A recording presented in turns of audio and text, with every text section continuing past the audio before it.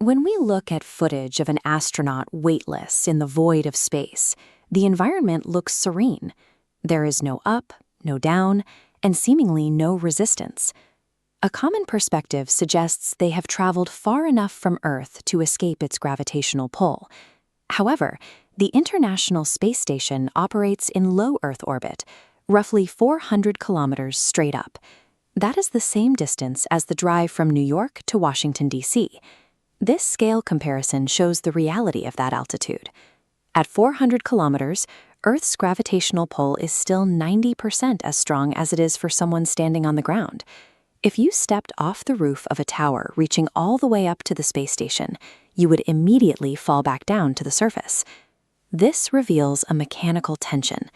These satellites are caught in a significant gravitational field, yet thousands of multi-ton objects avoid crashing down onto our heads.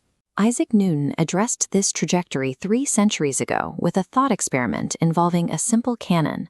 This shows the first force, gravity. A horizontally fired projectile follows a parabolic curve to the ground. The second force is tangential velocity.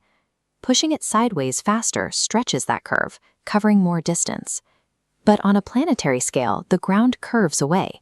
Avoiding a crash depends on pushing the object sideways so fast that the curving ground drops away before the object can hit it. Earth's fixed geometry dictates the exact speed required to maintain this state of falling. This map shows the planet's curvature. For every 8,000 horizontal meters, Earth curves downward by 5 meters.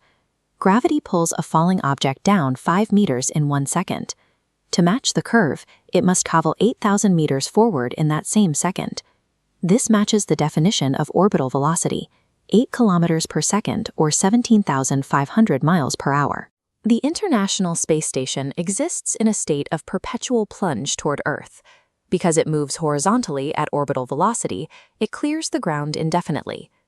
Reaching orbit requires a specific kinetic threshold, regardless of physical altitude. This speed must be achieved and maintained constantly to avoid re-entry. This defines modern rocketry. Rockets don't just shoot straight up.